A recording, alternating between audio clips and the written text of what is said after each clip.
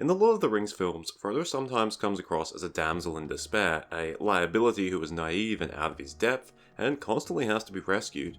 For anyone who has read the books, these assumptions aren't fair. But there is one thing I have to admit. Frodo almost died a lot, and was incredibly lucky to even make it beyond the Shire, let alone to Mount Doom itself. So in this video, let's talk about every time Frodo nearly died. Before I begin, I do want to clarify a few things. When I say I'm going through every time Frodo nearly died, I mean the times when Frodo had been physically attacked and was in imminent danger of being killed, only to be saved by something or by the intervention of someone else. So, for example, Frodo narrowly avoids the Nazgul several times in the Shire, and yes, while Frodo was in danger, I don't think it exactly meets the criteria of nearly dying. After all, you could say that any character that fought in a battle nearly died. Sure, the possibility was there, but it's a bit different. Everything's clear? Let's begin. So Frodo did actually make it beyond the Shire without nearly dying, which is rather surprising considering he had the Nazgul on his heels the entire time. However, he did not make far beyond the Shire. His first near-death experience actually comes in the Old Forest, when the hobbits rest near the tree known as Old Man Willow.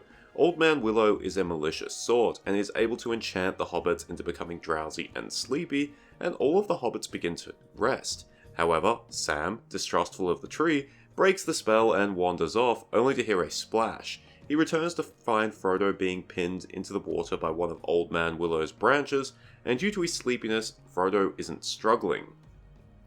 Naturally, Sam drags Frodo out of the water, and they find that Merry and Pippin are being crushed inside the tree itself. The hobbits panic and aren't sure of what to do, but fortunately Tom Bombadil shows up and forces Old Man Willow to free the hobbits. Considering he wasn't struggling, it's doubtful that Frodo would have freed himself, and he likely would have drowned. Fortunately for Middle-earth, Sam was alert, because if he wasn't, then the quest to destroy the One Ring would have ended very early, and the One Ring would have been lost in another river, this time the Withywindle. Frodo's next near-death experience comes only a few days later, this time in the Barrow Downs. Once again, the hobbits fall victim to an enchantment and fall asleep, and awaken to find that the Barrow Downs are covered in fog. Frodo attempts to lead his companions out, but the fog is too thick, they get separated from each other, and then all four hobbits are taken prisoner by a Barrow-wight. When Frodo awakes, he finds himself and his companions trapped in a barrow, with a Barrow-wight lurking ominously nearby. Although Frodo does manage to arm himself and does attack a disembodied arm, the sword breaks and it only serves to anger the Barrow-wight. Fortunately, Frodo remembers that he can summon Tom Bombadil, and so Tom Bombadil arrives, opening the barrow, and either driving off or destroying the Barrow-wight. The hobbits are then freed from the barrow and are free to continue their journey, armed with some nice new, well, not so new, barrow blades. But once again, without the timely arrival of Tom Bombadil, Frodo and his companions would have perished at the hands of a Barrow-wight. They would have taken the One Ring, and given that they were originally raised by and served the Witch King, they would have delivered it to him. Speaking of the Witch King, he is directly responsible for Frodo's next near-death experience. At Weathertop, Frodo, Aragorn, and the other hobbits are surrounded by the Nazgul. The Nazgul notice Frodo, and he puts on the One Ring to escape, but to his horror, he realizes that the Nazgul can still see him. The Witch King steps forward with a Morgul Blade and stabs Frodo in the shoulder. The Nazgul retreat afterwards, and over the next 17 days, Frodo gradually succumbs to the Morgul wound. Thanks to Glorfindel, Frodo arrives in Rivendell just in time for Elrond to remove the splinter of the Morgul Blade and to heal him. To be fair, Frodo deserves a fair amount of credit because he originally saved himself. The Witch King was aiming for Frodo's heart, but Frodo's desperate attempt to slash at the Witch King caused the blade to pierce his shoulder instead. Frodo's attack, which was with an enchanted barrow blade, and his utterance of Varda's name, as well as Aragorn's attack with fire, caused the Nazgul to retreat instead of finishing the job. And as Gandalf says, whereas some would have lasted mere days with the wound, Frodo's incredible resilience allowed him to last over 2 weeks. But ultimately, Frodo was saved by the people around him. Aragorn provided initial treatment, which gave Frodo the strength to continue onwards. Then it was Glorfindel's efforts against the Nazgul, and him lending Frodo his horse that allowed him to get to Rivendell faster. And finally, it was Elrond's healing skill which sealed the deal. If Frodo had not received the help, he would have become a wraith. Maybe not technically dead, but one could argue that it was a fate worse than death. Semantics, really. Accompanying the Fellowship, Frodo would encounter danger when they were forced to turn back on Caradhras, and again when they were attacked by wargs in Eregion. However, the next time Frodo possibly escaped death was before the gates of Moria. After spending what seemed like an eternity trying to figure out how to open the Dwarf Gate, Gandalf finally realizes that it's a riddle, Mellon, meaning friend, and so the gate opens. But before they can step inside, Frodo is suddenly seized around the ankle by a tentacle and is dragged towards the water. This is, of course, the attack by the Watcher in the water.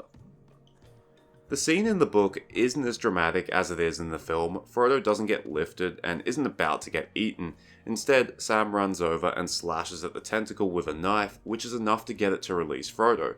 It's fortunate that Sam did this, although, funnily enough, he originally went after Bill the Pony, because we're told that the other members of the Fellowship were momentarily frozen by the horror of the thing in the water. So if not for Sam, it's possible no one would have reacted in time to stop Frodo being dragged into the water, where he probably would have been eaten by whatever the hell the Watcher in the water was. This isn't the only time where Frodo almost meets his end in Moria. At the Chamber of Maz Arbul, the Fellowship is forced to do battle against a company of orcs and a cave troll. The cave troll never actually enters the chamber. Frodo drives it off after stabbing it in the foot as it's trying to force open the doors. However, the orcs do break in, and the Fellowship ends up slaying 13 of them, which is enough to cause most of them to retreat. I say most of them because before the Fellowship can flee out the other door, a large orc chieftain charges in, knocks over Boromir, ducks under Aragorn, and then rams his spear into Frodo's side, pinning him against a wall. Aragorn kills the orc a moment later, and then picks up Frodo, assuming that he's dead or close enough to it. But Frodo quickly says that he's fine, although he feels like he has been hit by a hammer, and he finds breathing painful. Although the others don't know it yet, the reason for Frodo's seemingly miraculous survival is the mithril coat that Bilbo gave him. Being lightweight but incredibly durable, it stopped most of the damage, and all Frodo was left with is a blackened bruise and a tiny area where the rings of the chainmail were driven into the flesh. Still, a mild case of blunt force trauma is still preferable to being skewered by a spear. And if you're doubting that the mithril coat was an MVP in the War of the Ring, this wasn't the only time it saved Frodo. Only a few minutes later, before crossing the Bridge of Khazad-dûm, Frodo was hit by an arrow and it harmlessly bounces off him. Whether this wound would have been a lethal shot, we don't know, but it certainly would have stopped Frodo in his tracks, and considering the company was being pursued by orcs and a Balrog, it would have been a bad time to fall over. The mithril coat directly saves Frodo another time after Moria. When the Fellowship is travelling down the Anduin, they are ambushed by orcs near to the rapids of San Gebir. The orcs let loose their arrows at the Fellowship, most miss and pass harmlessly into the water, but they do score a few hits. One passes through Aragorn's hood, another strikes the boat close to where Sam's hand is, but the third arrow actually hits Frodo in the back between the shoulders. Once again, if not for the mithril coat, Frodo would have sustained a serious, possibly mortal injury. Frodo really is a magnet for arrows. As for the next near-death experience, I actually wasn't sure whether to include it in the video. This is the infamous yet tragic moment where Boromir tries to take the One Ring from Frodo. Finding Frodo on his own in the woods around Amon Hen, Boromir makes his case for taking the One Ring to Minas Tirith. Over the course of the conversation, Frodo becomes increasingly unhinged, clearly made delusional by the effects of the One Ring.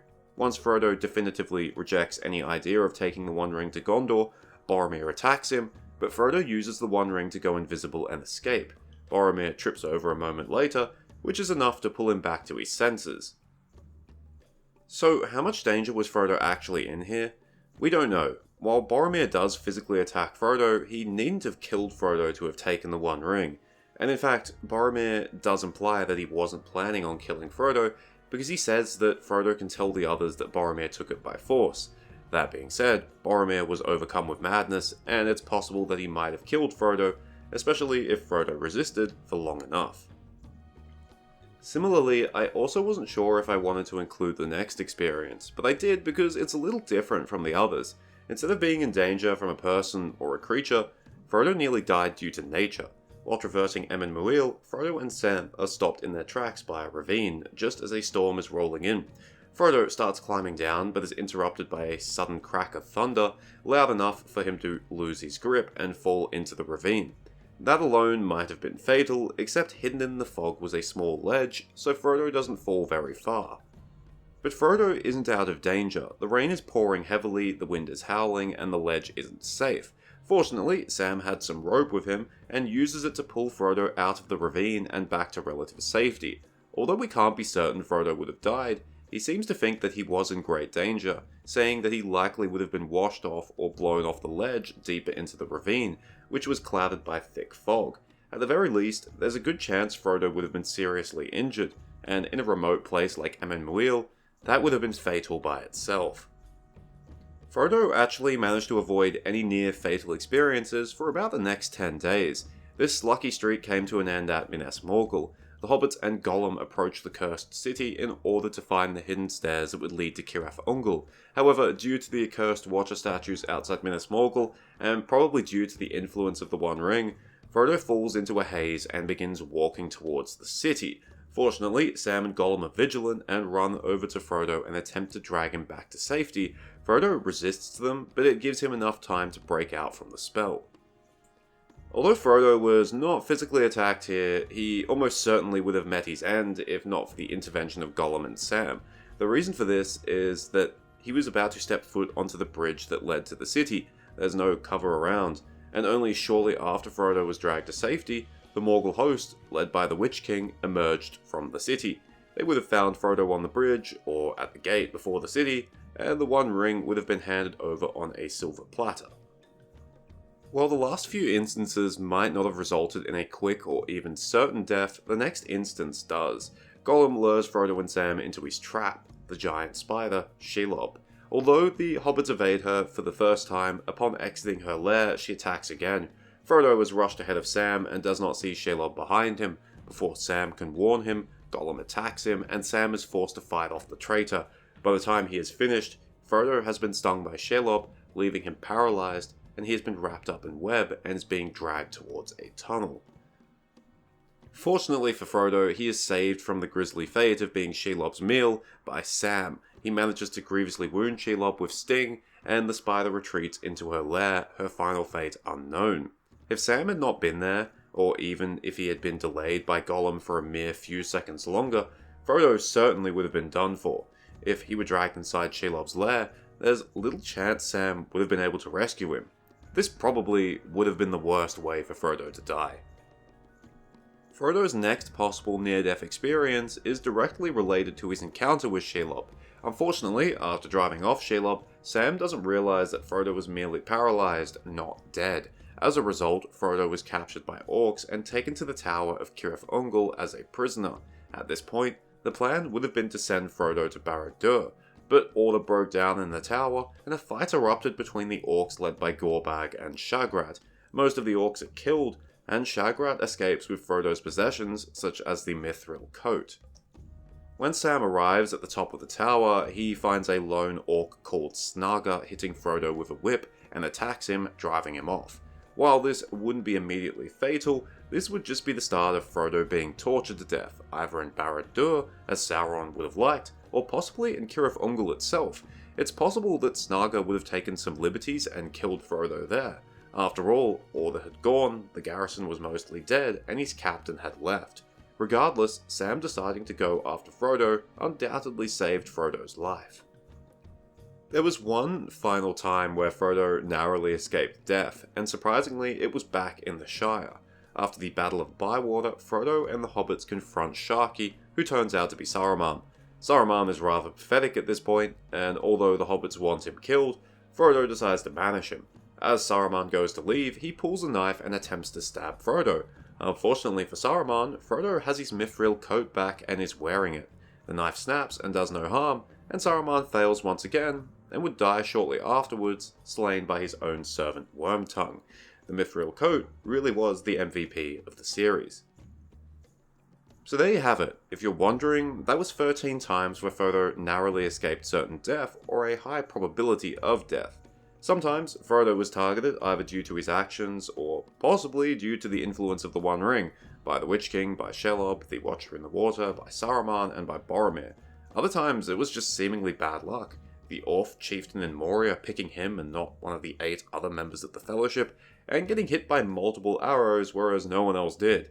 So despite how dangerous his task was, Frodo might consider himself unlucky due to how many times he almost died, but at the same time he had a lot of luck and faithful friends that allowed him to survive those 13 occasions.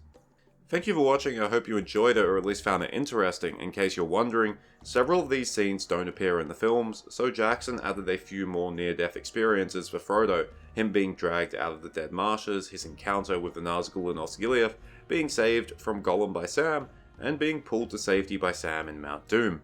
So yeah, there's a valid reason why people think he's a damsel in distress a lot of the time. If you think I missed any moments, please let me know. Cheers, farewell, and remember, if you have narrowly escaped death 13 times, you should probably rethink your life.